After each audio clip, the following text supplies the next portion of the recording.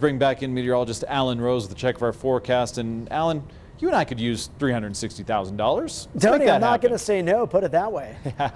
There we go. Let's leave it at that. And Tony, you know what else we could use is some moisture. And I want to start out with satellite radar this morning because we have a quick little passing wave that's bringing some light snow into the high country. I want to show you the live cam up there at the North Peak area of Keystone. Just some very light snowfall, but it's blowing sideways as we're already getting a lot of wind, and wind is going to be the big story, not snow here in southern Colorado over the next 24 to 48 hours. Let's get you out the door on this Tuesday morning. If you're just tuning in, good morning to you from our News 5 family to yours at home. 37 degrees the current temperature in the Springs under partly cloudy skies. Yeah, once again, a relatively mild start, but a lot of variability to these numbers. Areas where we're getting some breezes starting out in the 40s, areas where it's dead calm, you're down to the teens like Westcliff and Alamosa. Now, yesterday we did tie a record high at the Springs Airport, and that record dated all the way back to 1924. As we check out your Day Planner Plus today, once again dealing with this unseasonable near record warmth this afternoon.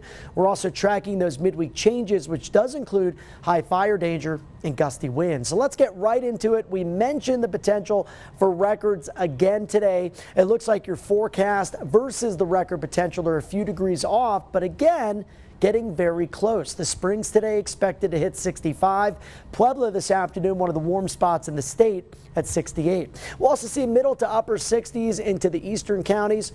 63 in Monument, 55 today in Woodland Park. The warmth is going to continue through Wednesday before a cold front arrives tomorrow night. And ahead of that frontal passage, a lot of strong wind moving in from the northwest. This is going to barrel through the northern and central Rockies. It will bring another round of snow to the high country tomorrow, but expecting dry and windy conditions on the plains as that wind will be coming out of the west and northwest, and it will be increasing throughout the morning hours tomorrow. Already by the lunch hour, some spots expecting gusts over 40 to 50 miles per hour.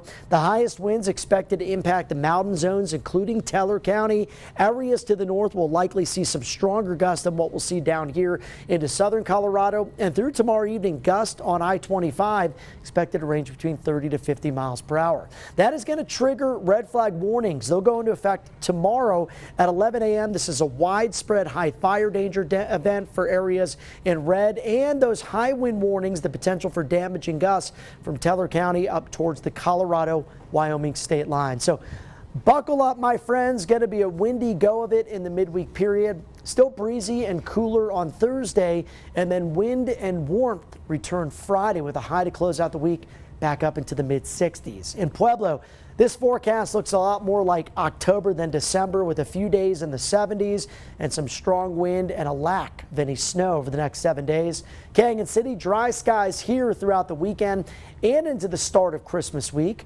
Highs mostly in the 60s over the next 7 afternoons. And for Woodland Park, you've got that high wind warning in effect tomorrow. Tomorrow afternoon, watch out for some of those lawn decorations. They could be tossed around down the street due to gusts up over 60 miles per hour.